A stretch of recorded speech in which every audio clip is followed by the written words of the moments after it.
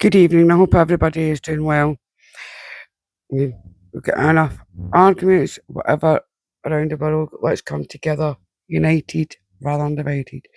Today, as I said, let's read this book together. It's called The Starchild Skull, Genetic Enigma or a Human Alien Breed.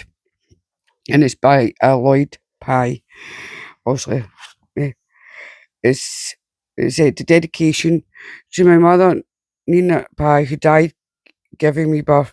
After being clinically dead for several minutes, she miraculously came back to life. Now she has lived an additional 6 decades as a wide beloved wife, mother, caregiver, and supporter of charitable causes locally and nationally. And to my precious wife, Amy, who has birthed me in a very different way and with whom, at this very late stage in my life, I have finally managed to become an adult. That's lovely, isn't it?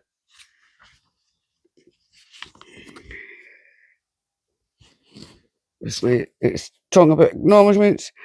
8 years is a long stretch on anybody's calendar, so a full listing of those we've added the Star Child's process. During that time would require 20 pages. Suffice it to say that nearly all the major players are featured or mentioned at some point in the text of this book. The many others who assisted the child jour- Star Child during this journey with either technical, financial, or emotional support know who they are.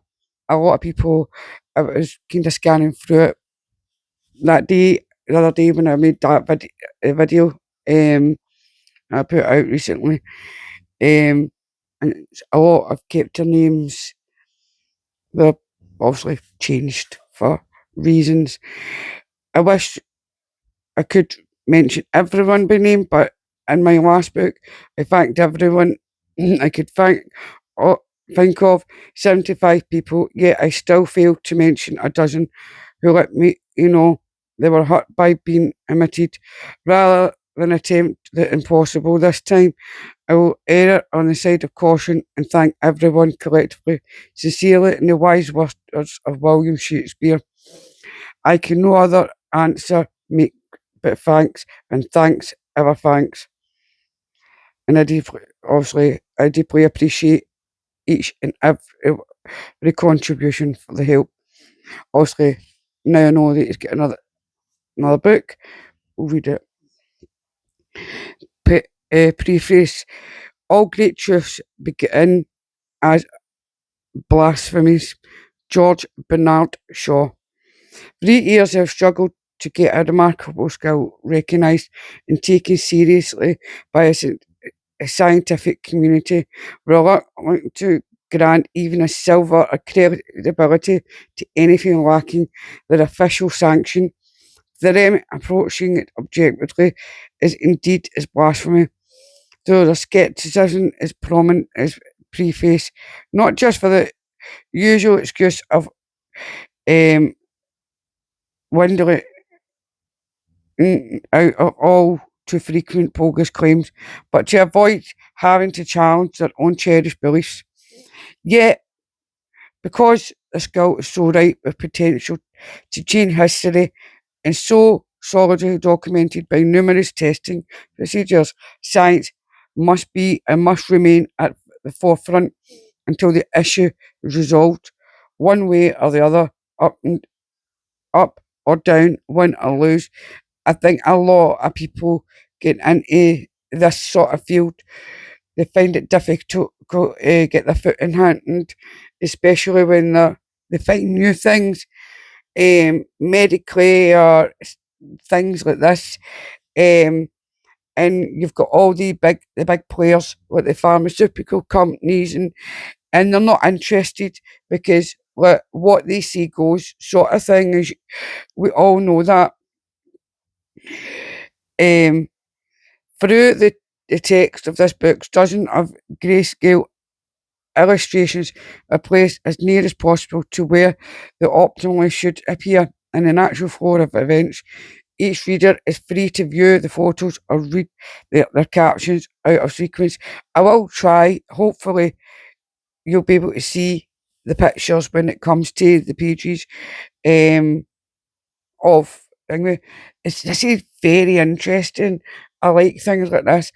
I mean, who doesn't like the interest of paranormal, aliens, different things? I mean, does anybody remember like they found the skulls and the skulls were massive at the back? I think it was in Africa, I think it was. Um, don't quote me on that because I'm not exactly, I can't remember. I obviously watched quite a lot of documentaries and things like that. What that is not the best way to proceed. The book's impact will be maximised by letting the story and its subsequent discoveries unfold at roughly the same pace they occurred. Another way to enhance the experience of reading this book is to know that the first two chapters are used to set up the rest of the story. Don't be confused by how the book begins in chapter one. Is in the back story. It takes you where you need to go, and then leads into chapter two, Providence, which further clarifies which is needed to understand and appreciate the primary story that begins in chapter three, First Impressions. Not every person in the book is identified with their real name. I said that at the beginning of this video. Um, some requested their real names not be used, others do not appear in a favourable light, yet I feel sure doing their jobs with honest intentions to the best of their ability. In most cases, I've given those names, colour names, Dr. White, etc. Sometimes I put their names in quotes, Jane, while other times I merely first name with no last name. A decade or more of specialised training leaves nearly all such experts utterly convinced that natural solutions are required for every questionable phenomenon.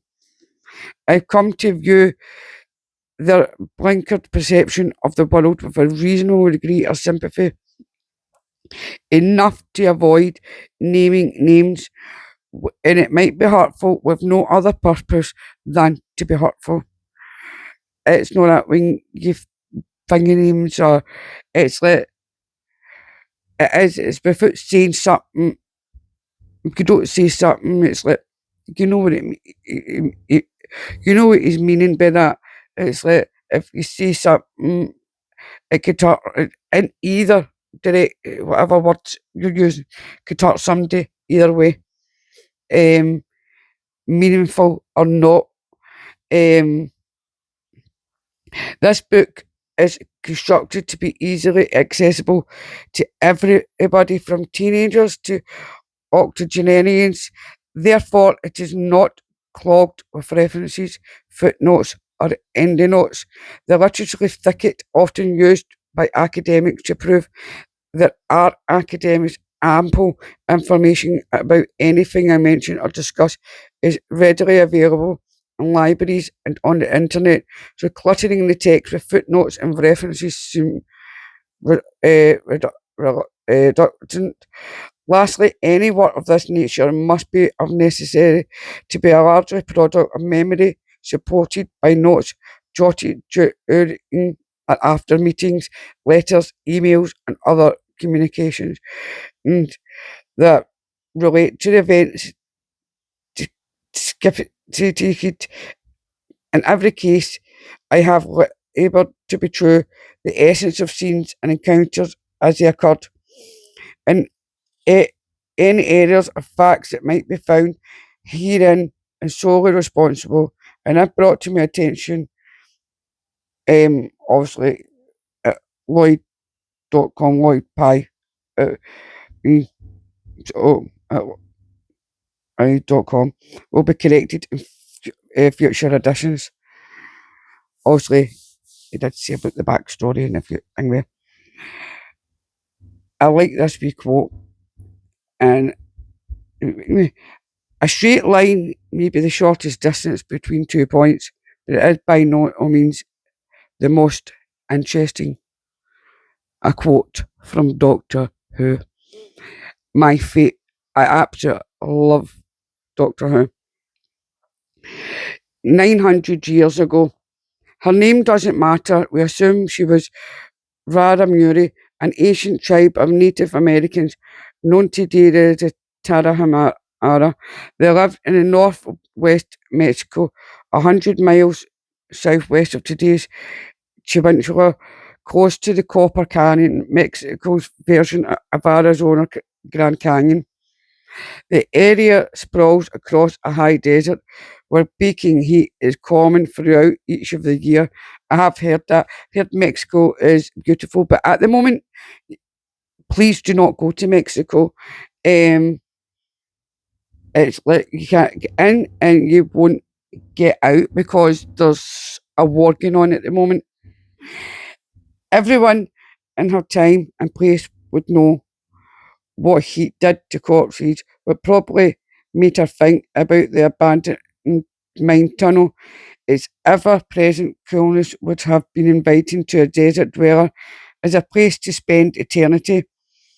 She had a corpse to bury, after which she meant to lie down beside it and um, worship it passed away. Choosing her own final resting place and that of her deceased companion were not matters she would have taken lightly. She felt the mine tunnel would be a good choice when she was a young girl straying far from the village in search of food. She accidentally discovered its entrance overgrown with brush. It came to be the secret place where during her childhood she returned for quiet solace in times of stress. I mean, I think we've all at times found somewhere let and quieted yourself and books or going for a walk in the woods or doing something to get out of like too much. And maybe because stress isn't really good for your health. Um, she never spoke about it to anyone, and now, many years later, it would be her final resting place.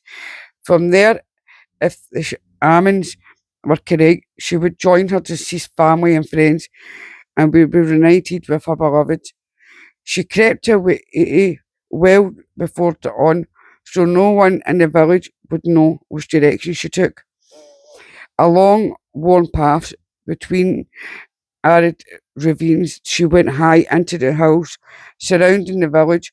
Across both arms, she carried the frail corpse as dramatically light in death as in life. A child the same size would easily weigh twice as much. This was like carrying a dried uh, gourd instead of a melon. Even so, in the morning muck, she broke a heavy sweat, reaching the tunnel just at the top of the sun cleared the horizon. She paused to fully absorb it. The bright orange orb to the east, the nearly full shimmering moon to the west. It was the last she would see of either. The tunnel's bramble shrouded entrance was midway up a ravine wall, which meant a struggle to get up to it. Cradling even a light cloth, breathing hard, she gingerly shoved prickles away until she could finally gaze inside. She hadn't been there since.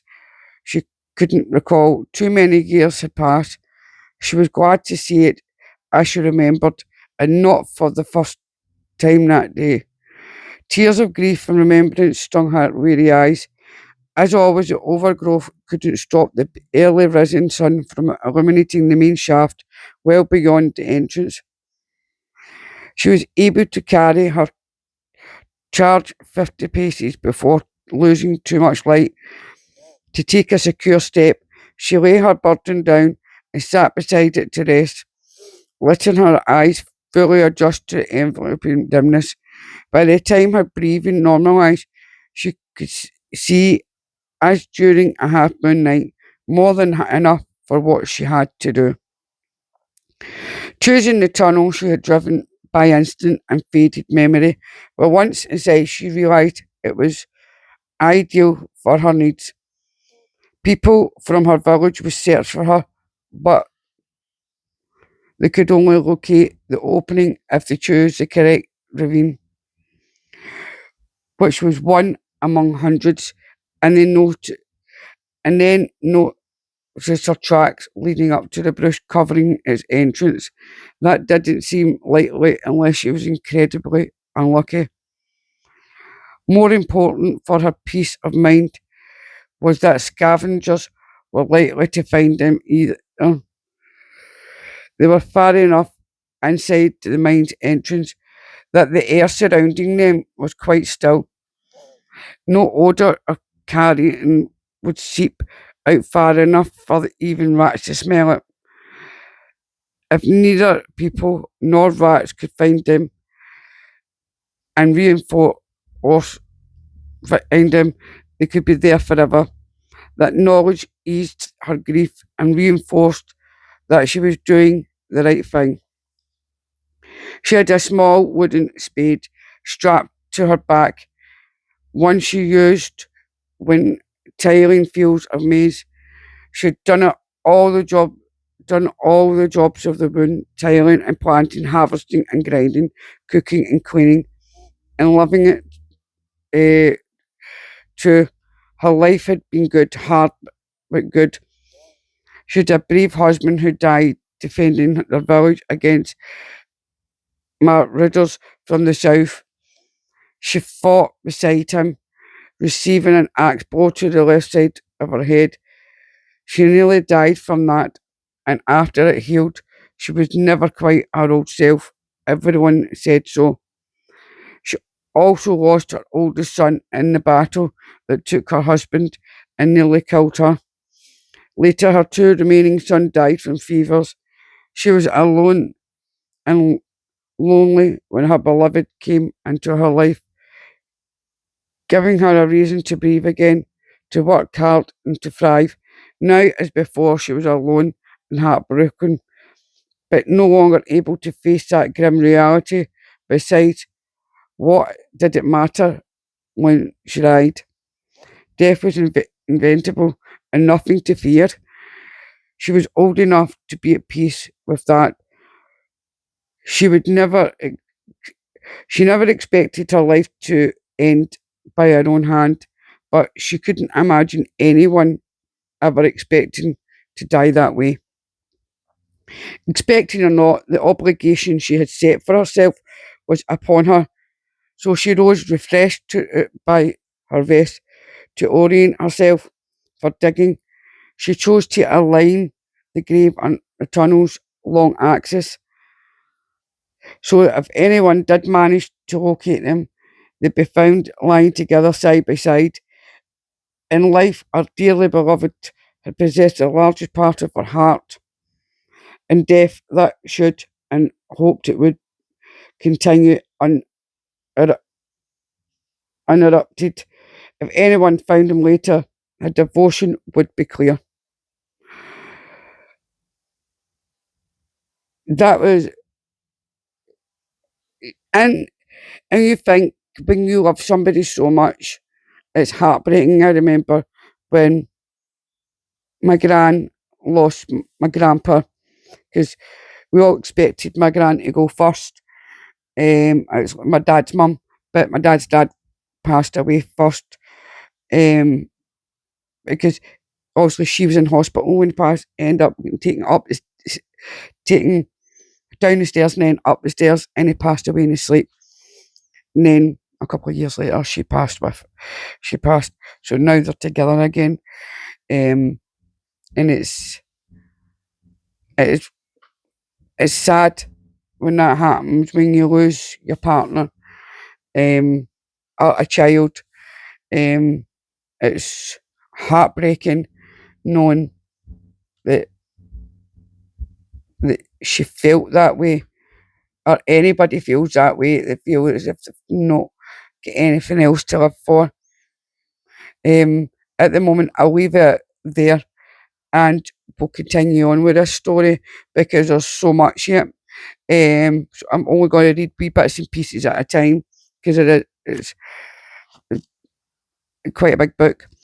Sending love and light, and good night.